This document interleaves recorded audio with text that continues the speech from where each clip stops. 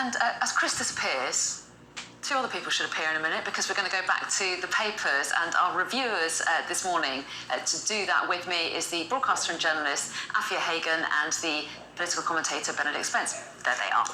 Good to see you back, both of you. So we have covered a lot of ground in the last. There's so much going on, isn't there? But we are delving inside the papers once again. And Afia, you've picked out the story about Royal Mail announcing potential redundancies. This news came out yesterday, didn't it? Yeah, so Royal Mail are saying that by next August they will have to cut 10,000 jobs. And I think it's up to, isn't it? Is that right? Yes. Sorry, yeah. Yes, up to 10,000 jobs. And they're saying this because of the effect that the strike is having. So basically, as we know, we have had quite a few Royal Mail strikes. We've had 6 already over paying conditions. There's 19 more to come in the coming weeks, which is quite a lot. And so the boss of Royal Mail has said there's going to be up to 10,000 job cuts because of the ongoing strike and the rising losses that is causing. So the firm said it's lost £219 million in the past 6 months, and they're saying that figure could rise to £350 million in a year. So there's going to have to be between 5,000 and 6,000 redundancies. There is going to be voluntary redundancies with up to 2 years' pay, but that is now unaffordable. So basically, the boss of Royal Mail is saying that if the strikes are ongoing and the company keeps losing money because of the strike, then people are going to have to be made redundant.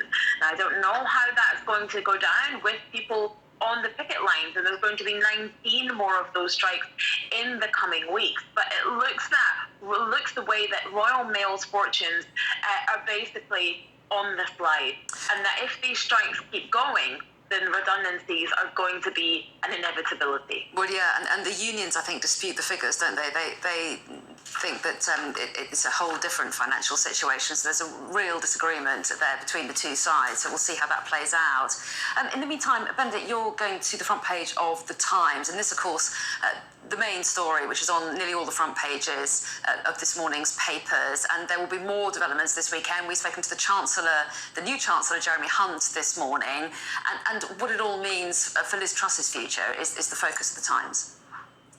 Yes, this is just in case anybody has missed what happened yesterday and what might be going on. If you want a hint of what's going on all of the front pages, or almost all of them, The Times will sum it up, and that is that, of course, the Prime Minister has had to U-turn quite massively on her economic policies, and that ultimately she is in a battle for her political life, certainly in terms of number 10, which is pretty staggering given that we're on day 39 of this premiership. You know, we all thought that the Boris Johnson days were a bit hairy. This is something else entirely. As you say, you know, Jeremy Hunt has been on this program this morning, and he's spoken about how, you know, the cuts, tax cuts, aren't going to be going ahead. So things like corporation tax, that increase is going to stay. So there isn't going to be this program of government spending and lowering taxes. In fact, government departments are going to have to find savings somewhere. And really, I think this is just it gives you a summary basically of where Liz Truss is at. She's promised one thing that has been completely pulled out from under her feet. She's tried to save herself by sacking her Chancellor. Everybody knows that this was not the Chancellor's doing, that the two of them come joined at the hip, that this is Trussonomics as much as it was Quasinomics. And the mood, I think, amongst politicos, amongst the party, and certainly on all of the front pages, is she is running out of time. It's a matter of when, not if.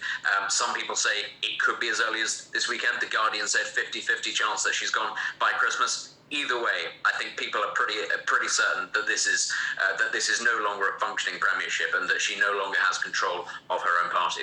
Yeah, interesting. And the new Chancellor, of course, says that, as you say, that there will be some cold, hard truths in terms of tax and spending to come, but he's trying to restore stability, and clearly still backing Liz Truss himself there. Let's move on, though, to the Daily Mail now, shall we, Afia? And there's a story here about the latest episodes being filmed of The Crown. Is that right? Absolutely. So The Crown Season 5 premieres on Netflix on the 9th of November, and we've had some shots of some iconic scenes starring Elizabeth Debicki. Now, she is playing Princess Diana, and this season is going to cover the demise of, as he was then, Prince Charles and Princess Diana's marriage. And of course, these shots are depicting when Diana was divorced from Charles and was holidaying in the south of France with Dodi Fayed on that yacht that cruised through the south of France and on to Italy. And she had all these iconic shots were taken by paparazzi, and here in the Daily Mail we're comparing them to the shots from the ground. And it does seem like Elizabeth Debicki has nailed it, as have the costume department, with the different swimsuits and the different poses that are almost identical in their energy as well as the way they look to the actual shots taken of Diana, Princess of Wales, aboard that yacht. Now, we're also hearing that perhaps the car crash that featured Princess Diana and Dodi Fayed won't be seen in this season of The Crown, but of course will be referred to and talked about, but I don't think that it will actually be depicted on screen. So loads of lines coming out about The Crown season 5. It is going to be definitely a gritty one. We know the story of Princess Diana and then Prince Charles, now King Charles III, and that's going to really play out on our screens, and I cannot wait. Yeah, no, I think I've only watched a few of the first series, which was amazing. I don't know why I didn't keep up with it, but it does get more complicated, doesn't it, when it gets closer to our recent history, and there are people who are still very much around who will see themselves being portrayed.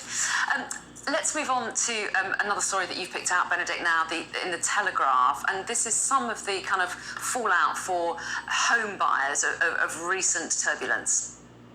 Yes, this is in the Telegraph. The story is that people will be paying thousands of extra pounds a year for conveyancing costs because of a shortfall, which of course just makes it even more difficult to get onto the housing ladder. But I actually wanted to juxtapose this and compare it with another story that I don't have up, and that's inside the Financial Times, which is that mortgage bills for around 5 million homes in this country are going to go up by £5,000 per year. That's from the Resolution Foundation, isn't it, I think? That's a study from the Resolution Foundation. Yeah, carry on. That's right, but you need to look at all of these things in the round. You've got lots of different stories about housing, and of course you need to add to that the fact that we do have a housing shortage in this country, which is something that's been rumbling along for a very long time. And for as much as we've been talking about how energy, it would be the energy crisis predominantly that would be the major kick in the teeth for this government, along with all of its major issues. Increasingly, housing, as it is affected by other things, house buyers are being buffeted, people who already have mortgages are being buffeted, younger people are being locked out of the housing market.